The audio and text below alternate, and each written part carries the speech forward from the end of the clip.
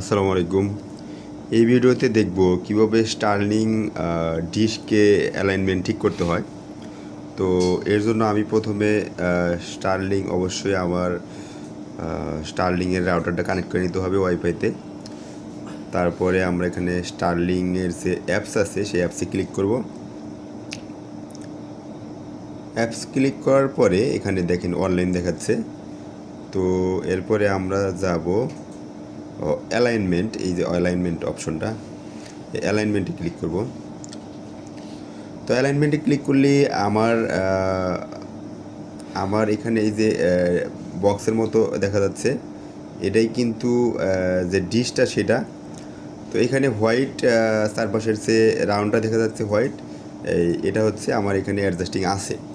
তো যদি এটা কোনো অ্যাঙ্গেল থাকে তাহলে এখানে শো করবে যে এটা তখন চারপাশের যে বর্ডারটা আছে এটা কিন্তু হোয়াইট দেখাবে না, এটা তখন ব্ল্যাক দেখাবে।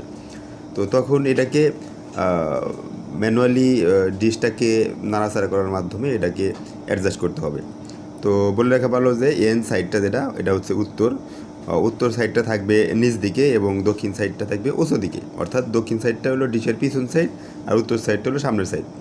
যে অ্যাঙ্গেলে জিনিসটাকে স্ট্যান্ড ওসা করলে, অর্থাৎ পিছনে যে স্ট্যান্ডটা দেওয়া আছে ছোট্ট, এই স্ট্যান্ডটা থাকলে একদম ফ্লোর লেভেলে যতটুকু উঁচু থাকে এতটুকু উঁচুই রাখতে হবে এবং উত্তর দিকে রাখতে হবে।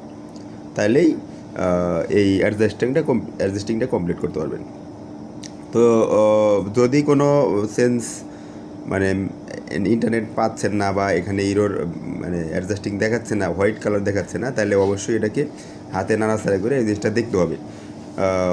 ডিশ নাড়াচাড়া করলেই কিন্তু এইখানে এই ডিভাইসটাও হবে, মানে দেখা যাবে যে কতটুকু অ্যালাইনমেন্ট অ্যাডজাস্ট হইল। Thanks for watching the video. Please subscribe to support me.